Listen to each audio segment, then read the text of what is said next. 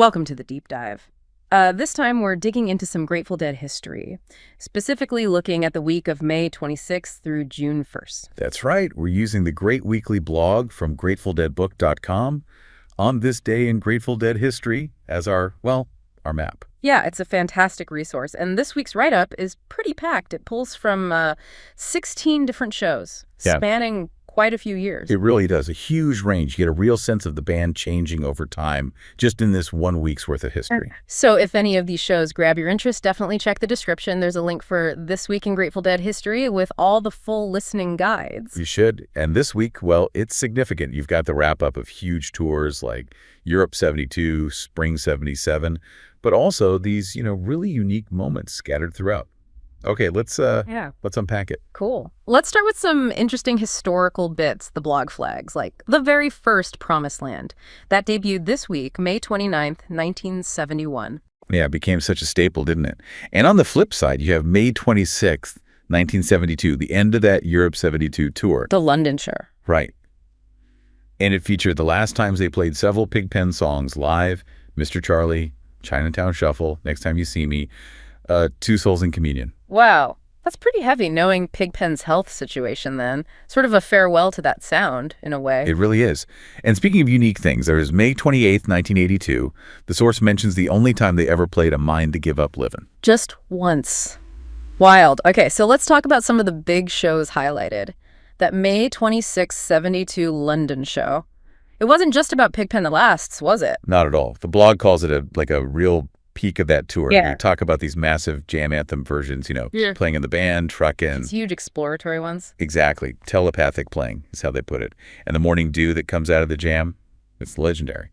A benchmark version. Then jump forward just a year, May 26, 1973, Kezar Stadium, a monster show, 3 sets. Oh, yeah. Big one. The blog mentions a really strong first set playing a really energetic China Cat Rider. But the third set, that sequence sounds insane. He's gone into Truckin', then the other one, Eyes, then China Doll. That's quite a journey for 73. Really adventurous. Shows where they were heading. Okay, shifting to 77, Spring 77, May 28th in Hartford.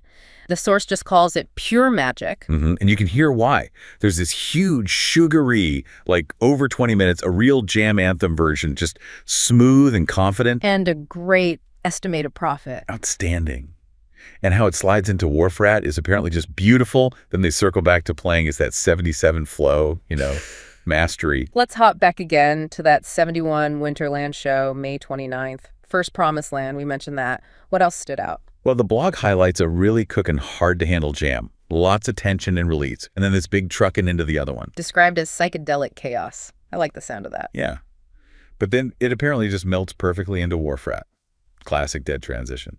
And way back, Primal Dead, May 31st, 69 in Eugene. Oh, definitely Primal. That's the sound. It's got the first green grass of home with Jerry on pedal steel, which is cool, and a huge Dark Star. How huge? 24 minutes, huge. Real deep space exploration for 69. Shows that early experimental side. Okay, now, this is interesting. The blog also touches on the 92 Vegas run, May 29th, 30th, 31st. Yeah, it uses those shows almost as a contrast, capturing a later vibe. They call it the psychedelic desert Grateful Dead. It's a good way to hear the evolution, right? Decades later. Totally. May 30th had this weird, unique sequence. Yeah. Trucking into Smokestack Lightning and then Terrapin Station. Unexpected. And the last night, the 31st, sounds like a party. Steve Miller sat in. Yeah, for a big chunk at the end.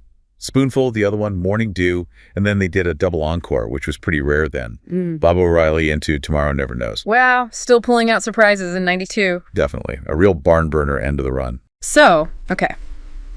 Looking across all this, 69 jams, 72 peaks, 77 magic, the 82 rarity, the 92 guest spots. What do you think? What's the thread? What's the constant thing about the Grateful Dead through all those years and changes? That's a great question. Yeah.